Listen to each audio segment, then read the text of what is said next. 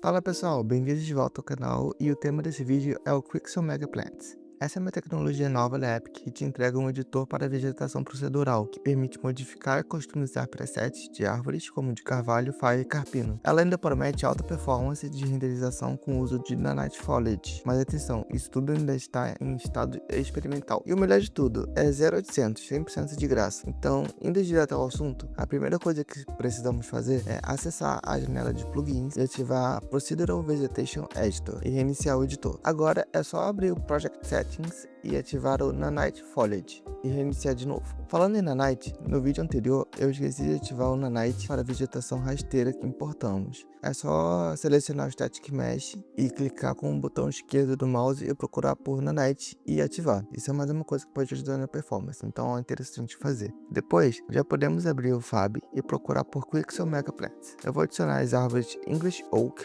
European Hornbeam e European Beech. E eu vou adicionar também a Yoshino Cherry para fazer uma thumb bonita pro vídeo também.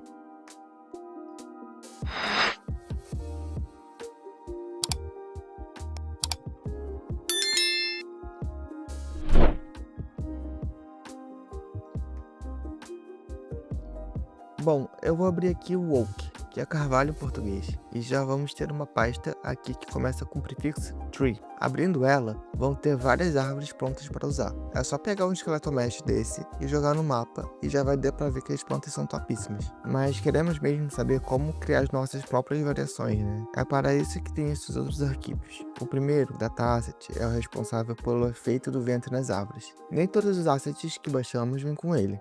Se não me engano, o Hornbeam não tem, por exemplo. Mas tudo bem, porque tem um data asset default que vamos usar para isso e eu vou mostrar mais na hora que a gente for usar mesmo, né? Já o segundo arquivo é o Procedural Vegetation, que é o mais importante. É ele que vamos usar para trabalhar e criar nossas próprias variações. O outro data asset é o que agrega todas as informações de textura, meshes, materials e organiza isso em presets com variações A, B e C de uma mesma árvore.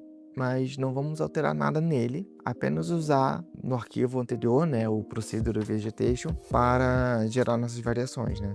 Então, para não bagunçar, eu vou copiar o arquivo Procedural Vegetation e vou copiar para uma pasta nova de árvores que eu vou criar para deixar tudo organizadinho. Eu vou renomear para PVE Árvores e vamos abrir para ver como que é.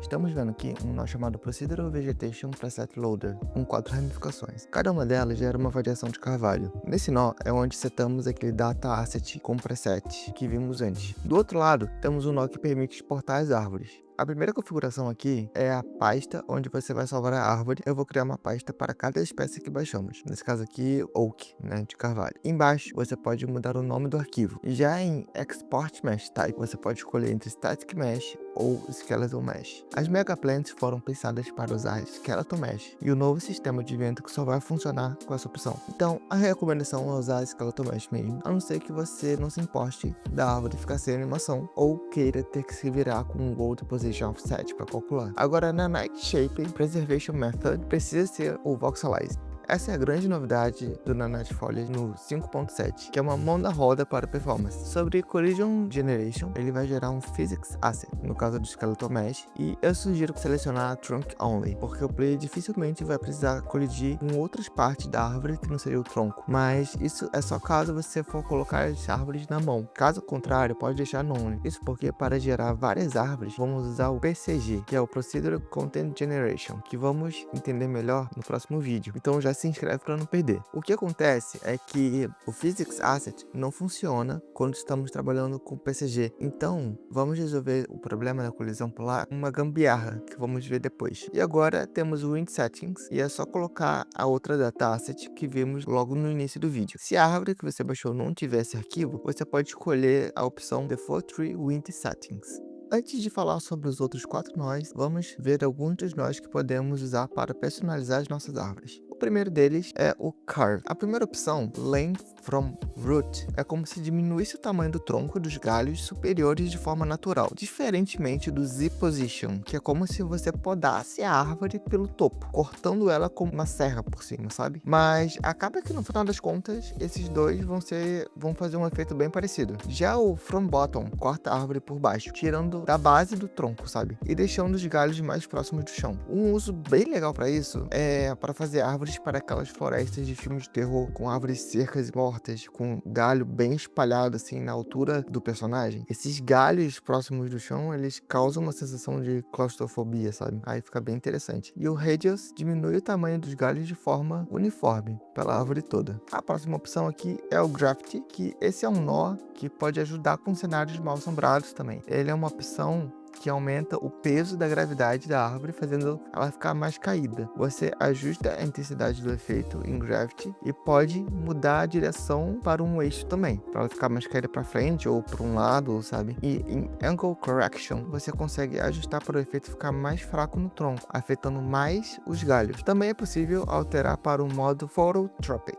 que na verdade na minha cabeça não faz muito sentido estar aqui. Isso porque o efeito é quase que o oposto. Ele faz com que o galho aponte para cima, como se as folhas da árvore estivessem buscando por luz. Agora temos Remove Branches, que esse é o cara que permite você diminuir a quantidade de galhos, e tem vários métodos aqui para isso. Esse é um cara importante que a gente vai ver depois. Scale, com esse você consegue aumentar ou diminuir o tamanho da árvore, e eu acho que ele aí é bem interessante se você quiser fazer uma árvore gigante, sabe? Tipo aquela do Elden Ring, já dá para começar por aqui. Slope, essa opção permite envergar as árvores. Ela altera o ângulo de crescimento do tronco e parece que ela se curva para tentar compensar esse ângulo. Agora sobre os outros nós, eu acho que não vale muito a pena aprofundar muito em Mesh Builder e Foliage Palette, a não ser que você queira fazer uma árvore muito customizada, com materials, texturas e folhas próprias, sabe? Bone Reduction é para você diminuir a quantidade de bones no final da árvore, mas também não vamos mexer muito aqui. Isso porque essas árvores são pensadas para serem exportadas como Skeleton Mesh, diferente dos Static Mesh que vimos no vídeo anterior. E essa quantidade de bones é justamente a complexidade, né, que um Skeleton Mesh tem. Diminuir a quantidade de bones pode ser bom para a performance, mas deve impactar também no efeito do vento. Então é bom dar uma olhada com cuidado nessa opção aqui. Foliage Distributor ajuda a controlar a distribuição da folha ao longo da árvore. O legal aqui é que você pode selecionar Override Distribution e depois colocar 0 em Max per Branch. E aí você faz árvores completamente secas e sem folhas, ótimas para cenários de inverno. Lembra da gambiarra que eu falei antes? Vamos já deixar ela preparada aqui. O que vamos fazer é que para cada preset vamos duplicar a linha A, B, C ou D e adicionar um nó Remove Branches logo no início. Escolha Generation e 1 em Threshold. Isso vai garantir que o tronco fique sem galhos. Agora, em Foliage Distributor, selecione Override Distribution.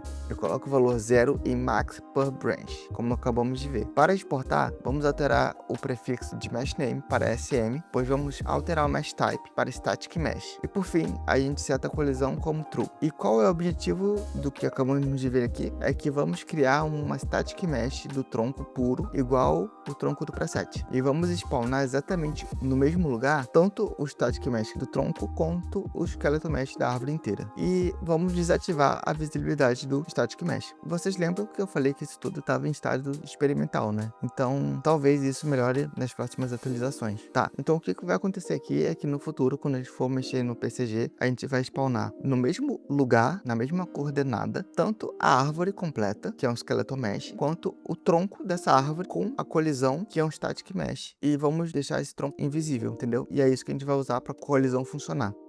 Agora, por último, eu vou reproduzir isso para todos os presets e vou copiar os nós das outras espécies de árvores, como a European Beech, por exemplo, para esse arquivo. Vou comentar tudo e organizar e pronto. Agora podemos exportar todas as nossas árvores. Eu vou exportar apenas uma espécie de Skeleton Mesh com colisão para demonstração, mas podemos exportar o restante todo sem colisão, para gerar menos arquivos, né? Bom, eu vou pegar a Skeleton Mesh de A, que tem colisão, e um de B, que não tem. E tranquilo, vocês podem ver que por uma eu atravesso e pela outra eu não consigo atravessar. Mas repara uma coisa, por que a danada não tá se mexendo com o vento? Bom, como ser pai de planta nunca é fácil, vamos precisar fazer mais uma gambiarra. Isso porque o novo sistema de vento depende de um Instância Skinner de Mesh, que é o que vamos usar no PCG. Ele já resolve isso sozinho, mas como não vamos usar ele para spawnar uma árvore sozinha, então vamos ter que nos virar aqui. Mas a boa notícia é que é fácil. Primeiro vamos criar uma blueprint do tipo Actor e agora vamos clicar em Add e adicionar uma instância de Skin de Mesh. Em Details, procure por Skeleton Mesh e adicione o Skeleton Mesh da árvore solitária.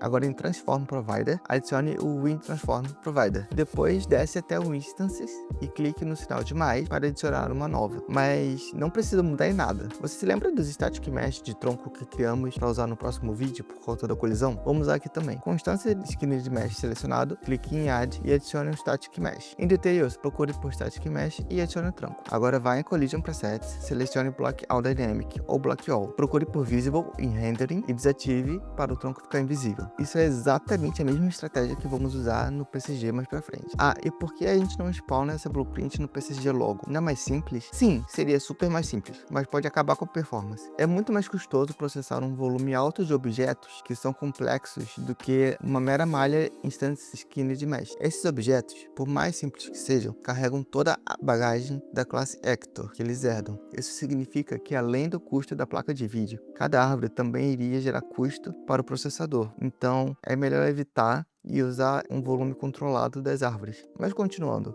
Pode compilar, fechar e adicionar a blueprint no seu level. E vai funcionar direitinho. E agora você deve estar se perguntando, ou talvez não, né? Sei lá. Se antes eu alterava a força do vento e as estações e a saúde da árvore no Material, como que eu faço isso agora? Você vai ter que catar uma blueprint do plugin que adicionamos, aquele lá do início do vídeo. Vai no Content Browser e procure por BP Global Foliage Actor _UE5. Se não aparecer nada, clique na engrenagem de Settings e ative a opção Show Plugin Content. Arraste a blueprint para o level. Pronto, agora o que você pode fazer é alterar o Wind Speed, Season Strength e Health.